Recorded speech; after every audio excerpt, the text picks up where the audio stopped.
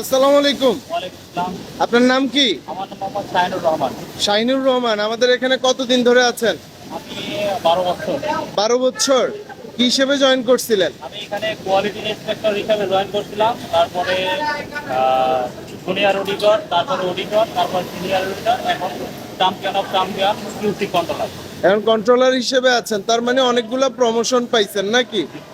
আচ্ছা, আজকের ভিডিওটার উদ্দেশ্য হচ্ছে গার্মেন্টসের সবগুলা পার্ট নিয়ে আপনি একটু আমাদেরকে বলবেন, যেন নতুনরা উপকৃত হয় যে একটা প্যান্টের মধ্যে কি কি পার্টস আছে এবং প্রত্যেকটা প্রসেসের নাম কি। ঠিক আছে, তাহলে একটু শুরু করি। হ্যাঁ, আমি প্রথমে ফরম পার্ট থেকে শুরু করতে যাচ্ছি। যেহেতু জি। ফরম পার্ট আমাদের সর্বপ্রথম, এটা হচ্ছে ফ্রন্ট পার্ট। এটা হলো জি, ফ্রন্ট পার্ট। আমি ফরম পার্ট থেকে শুরু করতেছি। হ্যাঁ, এটা হলো ফ্রন্ট পকেট রোলিং। এটা হলো ফ্রন্ট পকেট রুলিং। জি, এটা হলো সাইড কট স্টিচ। এটাকে বলা হচ্ছে সাইড কট স্টিচ। এটা হলো জে স্টিচ। যে স্টিচ হচ্ছে যেটা জে এর মতো। এটা জে এর মতো, এটা জে স্টিচ। জি। এটা হলো সিঙ্গেল ফ্লাই টপ স্টিচ। এটা সিঙ্গেল প্লাই টপ স্টিচ বা অনেকে বলে সিঙ্গেল প্লাই টপ সিল। এটা হলো হাই ক্লোজ। এটা হলো হাই ক্লোজ টপ স্টিচ। প্রথমটা হাই ক্লোজ, পরেরটা হচ্ছে হাই ক্লোজ টপ স্টিচ। টোটালে হলো ফন্ট রাইস। টোটালে একটা নাম হলো ফন্ট রাইস। কোন মাথা থেকে কোন মাথা এই পর্যন্ত? করস পয়েন্ট থেকে এই অনেক স্টাইলে আছে ওই সিএম পর্যন্ত, অনেক স্টাইল আছে ওই স্টপ পর্যন্ত। মানে এই মাথা থেকে ক্রস পয়েন্ট, এটাকে বলা হচ্ছে ক্রস পয়েন্ট। ক্রস পয়েন্ট এইখান থেকে হচ্ছে এই মাথা পর্যন্ত আমরা কি বলতেছি এটাকে? Font rice. Front rice. আচ্ছা, এটা হলো জিপার। এটাকে বলে জিপার। জিপারের কয়টা অংশ? জিপারের টোটাল 5টি অংশ। 5টি অংশ। আচ্ছা, নাম্বার 1 জিপার টিথ। এটাকে বলা হচ্ছে জিপার টিথ মানে দাঁত। এটা জিপার ট্যাপ। জিপার ট্যাপ মানে যেটার উপরে জিপারটা থাকে। কাপড়ের মতো, এটা হলো zipper tap. Zipper tap.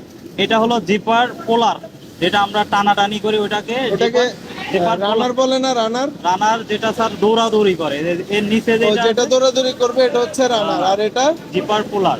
Zipper পোলার। জি, স্যার। তারপরে এটা হলো লুপ। না, এটা স্টপার বলেন নাই তো? স্টপার। এটা হলো জিপার স্টপার লাস্টে, এবং প্রথমে যেটা আছে মানে শেষ প্রান্তে যেটা আছে ওটা হলো জিপার স্টপার, যেটা বড় দেখা যাচ্ছে এটা হলো জিপার স্টপার। মানে এখানে জিপারটা থামতেছে। আচ্ছা, এখন আমরা, এটা হলো লুপ। এগুলাকে বলা হচ্ছে লুপ। রাইট। এটা হলো ওয়েস্ট ব্যান্ড। Hoist bed. এটা হলো আইলেট হোল। এটাকে বলে eyelet whole.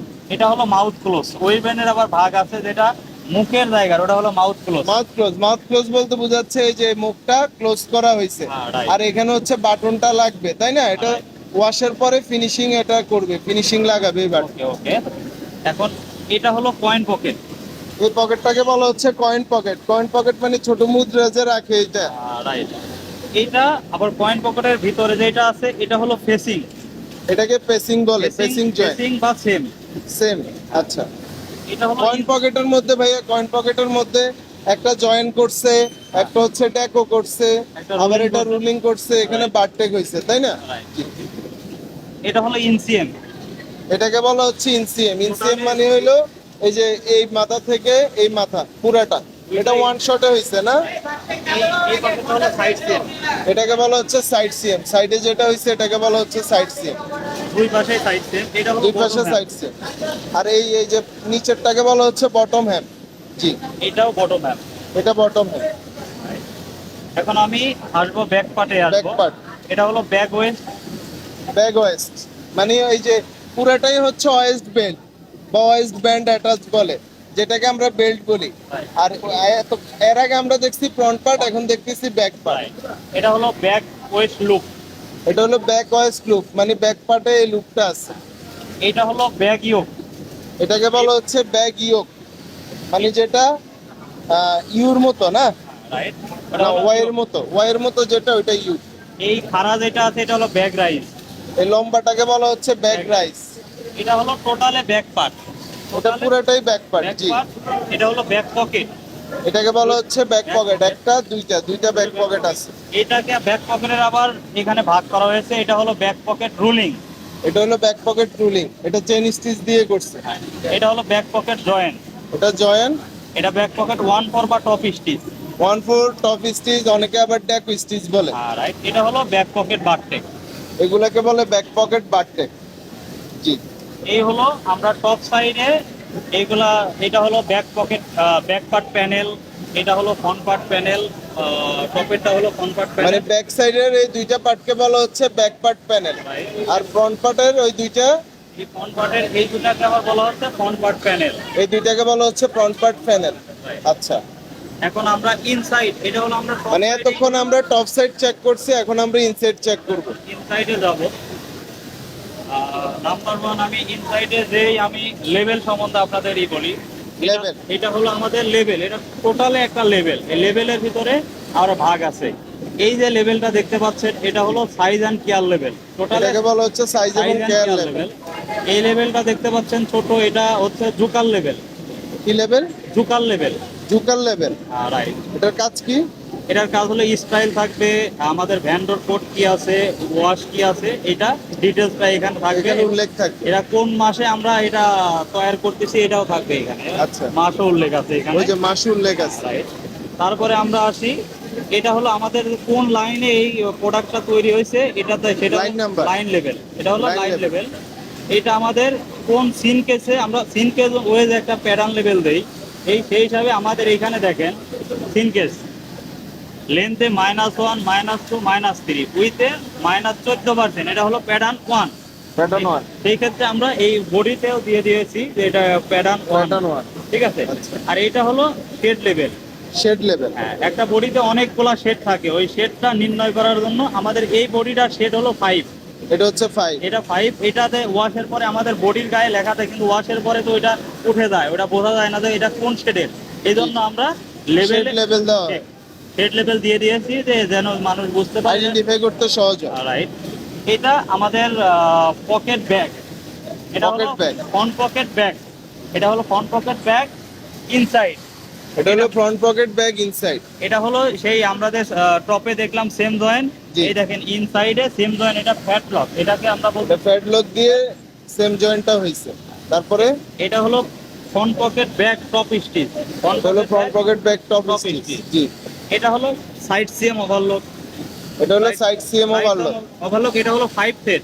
Five thread। 5 thread overlock. এটা বাস্টেড না, বাস্টেড হলে দুই পাশে Fight-টা ওভারলক যেত। থাকবে এবং পরে জয়েন হতো, দুই দিকে সরায় যেত। এটা আমাদের 5 থ্রেড ওভারলক। 5 thread overlock. হ্যাঁ। এটা হলো বটম হ্যাম চেইন স্টিচ ইনসাইড। বটম হ্যাম চেইন স্টিচ ইনসাইড। এটা আমাদের ইনসিয়াম ইনসাইড চেইন স্টিচ। এটা হলো ইনসিএম ইনসাইড চেইন স্টিচ। এটাও ইনসিয়াম ইনসাইড চেইন স্টিচ, এটাও সাইড সেম 5 থ্রেড ওভারলক। এখন আমরা আসি, এটা হলো ডাবল ফ্লাই। এটা ডাবল ফ্লাই। এটা আমরা ডাবল ফ্লাই, এটা double fly overlock. Double fly overlock. এটা হলো single fly overlock. Single fly এবং সিঙ্গেল ফ্লাই ওভারলক। একবারে যাই ফরম পার্টে। ফরম পার্টটা Back হলো ব্যাক পার্ট। ব্যাক পার্টটা হলো এটা back part baggy of inside chain stitch. Inside chain stitch. এটা হলো back rise inside chain stitch. এটা হলো ব্যাক পকেট ইনসাইড আমাদের top Lock side stitch। Lock স্টিচের সেলাইগুলো দিতে, এটা ব্যাক সাইডে উঠতে এটা লক স্টিচ আর লক স্টিচ। ওকে। এই ছিল আপাতত আমাদের প্রসেসগুলা। প্রসেসগুলো ধারণা। আচ্ছা, এখানে কোয়ালিটি তো ভাইয়া হচ্ছে এক একটা পার্ট চেক করে, তাই তো? ওকে। কোয়ালিটি তো হচ্ছে আমার ভিডিওটা বড় হয়ে যাচ্ছে, আমি এত বড় বানাইতে চাচ্ছি না, আমি জাস্ট ধারণা নিচ্ছি যে আপনি তো এজ এ হচ্ছে লাইন কন্ট্রোলার, পুরা লাইনের দায়িত্বে আপনি আছেন, তাই না? আপনার আন্ডারে কতজন কোয়ালিটি আছে? আমার আন্ডারে 5 জন কোয়ালিটি আছে। 5 জন কোয়ালিটি ইন্সপেক্টর আছে। আর হচ্ছে কোন রবিন কিউসি, যেটা জুনিয়র অডিটর বলা হয়। একজন রবিন কিউসি আছে আর 5 জন কোয়ালিটি আছে। ফরম পার্ট একজন কোয়ালিটি ইন্সপেক্টর যে ফরম পার্ট চেক করে। হ্যাঁ। ব্যাক পার্ট একজন কোয়ালিটি ইন্সপেক্টর যে ব্যাক পার্ট চেক করে। ওয়েল বেল একজন কোয়ালিটি ইন্সপেক্টর যে ওয়েল বেল চেক করে। এবং আউটপুটে 2 জন কোয়ালিটি ইন্সপেক্টর যে আউটপুটে চেক এবং মেজারমেন্ট করে। এই হচ্ছে সেটআপ। আপনারা ফুল লাইনের কোয়ালিটি ঠিক রাখতে হয়। And এই যে আপনার যে দায়িত্বটা বললেন, অনেকগুলো দায়িত্ব আপনার লাইনের, মানে একজন লাইন লিডারের যেমন দায়িত্ব, আপনার লাইনের কোয়ালিটির ফুল রেসপন্সিবল আপনি এই লাইনের জন্য, তাই না? এই কাজটা কি আপনার কাছে অনেক চ্যালেঞ্জিং মনে হয়? হ্যাঁ, এই কাজটা আমার কাছে চ্যালেঞ্জিং এবং খুব আমি এনজয় ফিল করি কাজটা, যে আমি একটা বাংলাদেশের একজন শ্রমিক হিসাবে আমি এই প্রোডাক্টটা 100% কোয়ালিটি সম্পন্ন কাজ করতে পারতেছি। এই জন্য আমার কাছে খুব ভালো লাগে এবং আমার কাছে খুব গর্ববোধ করি আমি যে আমি এই কাজটা করতে পারছি। যারা আমাদের ফ্যাক্টরি ডেনিমিক্স লিমিটেড, এটা কোয়ালিটি ডেনিমিক্স কোয়ালিটি, এটা কোয়ালিটিকে খুব প্রাধান্য দেওয়া হয়। এই জন্য আসলে এই ফ্যাক্টরিতে কাজ করে আমার আরো বেশি আমি ভালো লাগে কাজ করে। আপনার টোটাল সার্ভিস ইয়ার কত বছর বললেন? আমার টোটাল সার্ভিস স্যার এখানে 12 বছর। আমি আসছিলাম একদম নিউ কোয়ালিটি হিসাবে, তো আমি আপনাদের দোয়ায় আজ এখানে আসতে পারছি। মানে 12 বছর আপনি আমাদের সাথে আছেন এক যোগ। জি, স্যার। আলহামদুলিল্লাহ, এটা অনেক বড় অ্যাচিভমেন্ট আমাদের জন্য, যে আসলে একজন মানুষ 12 বছর এমনি এমনি থাকতে পারে না। Right. সবকিছু যদি তার মিলে যায়, ভালো লাগা কাজ করে, নিজের পরিবার মনে করলেই থাকা সম্ভব, রাইট স্যার। তাই না? তা আপনি অনেক কষ্ট করে আমাদের সবগুলা প্রসেস শিখাইছেন। যারা হচ্ছে নতুন, গার্মেন্ট সম্পর্কে আইডিয়া নাই, তাদের জন্য অনেক বেশি হেল্পফুল হবে ভিডিওটা। যারা উপকৃত হবেন সবাই ভাইয়ের জন্য দোয়া করবেন। ভাই আপনিও ভালো থাকবেন, আপনাকে অনেক ধন্যবাদ। আমি সকলের উদ্দেশ্যে বলতেছি, সবাই আমার জন্য দোয়া করবেন এবং গার্মেন্টসটাকে একটা পেশা হিসাবে নেবেন। গার্মেন্টস কিন্তু আগের মতো আর অবহেলিত নাই। এখন দেখেন এখানে একটা গার্মেন্টস শ্রমিক এসেই একটা কিন্তু সেকেন্ড ক্লাস সরকারি অফিসারের মতো বেতন পাচ্ছে এখানে। এখন 20-22 হাজার টাকা অনায়াসে পাচ্ছে।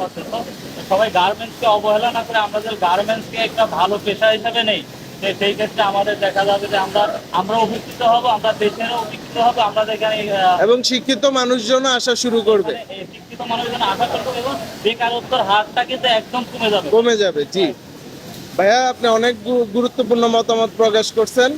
ভালো থাকবেন। তাহলে আজকের মতো বিদায় নিলাম, পরে আবার কোনো এক সময় আসবো ইনশাল্লাহ। ওকে, হ্যাঁ, ভালো থাকবেন। আসসালামু আলাইকুম। ওয়ালাইকুম সালাম, সবাই ভালো থাকবেন।